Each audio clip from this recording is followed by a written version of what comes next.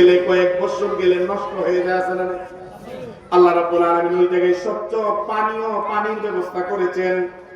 এরপর আল্লাহ রাব্বুল আলামিন বলেন ফিহা আনহারুম মিন লাবানিন লাম ইয়াতাগায়্যার তা'আমু। আল্লাহ রাব্বুল আলামিন বলেন বান্দা দুনিয়াতে দুধ তুমি পাও না, দুধ পাইলেও এক দুই দিন গেলে নষ্ট হয়ে যায়, ফ্রিজে রাখলেও কয়েক মাস কয়েক বছর গেলে নষ্ট হয়ে যায় আছে না? যতই প্রক্রিয়াজাত করেন একদিন না একদিন নষ্ট হয়ে যায়। কিন্তু আল্লাহ রাব্বুল আলামিন জান্নাতের মধ্যে দুধের ব্যবস্থা করেছেন 1 কেজি 2 কেজি 1 মণ 2 মণ নয়।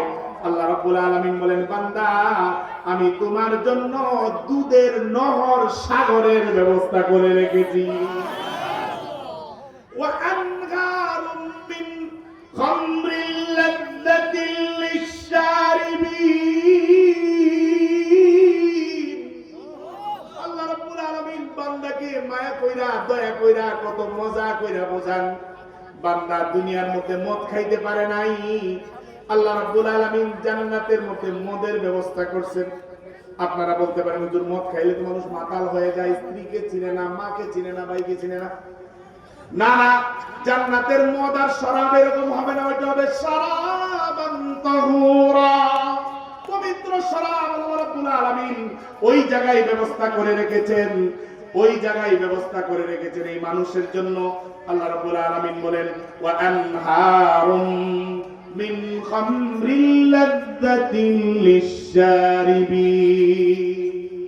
সুস্বাদু মদের ব্যবস্থা করে রেখেছেন কে?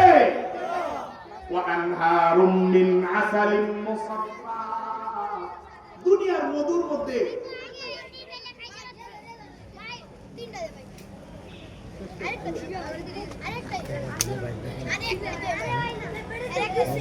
যারা দাঁড়ায় আছেন আমাদের এই গাজীপুরের যারা কয়েকজন মুরব্বী আছেন তাদের মধ্যে অন্যতম মুরব্বী শাইখুল হাদিস আল্লামা মুফতি মাসুদুল করিম সাহেব দামাত বরকাতুহু হযরত চলে আসছেন। আমি তো আপনাদের কাছে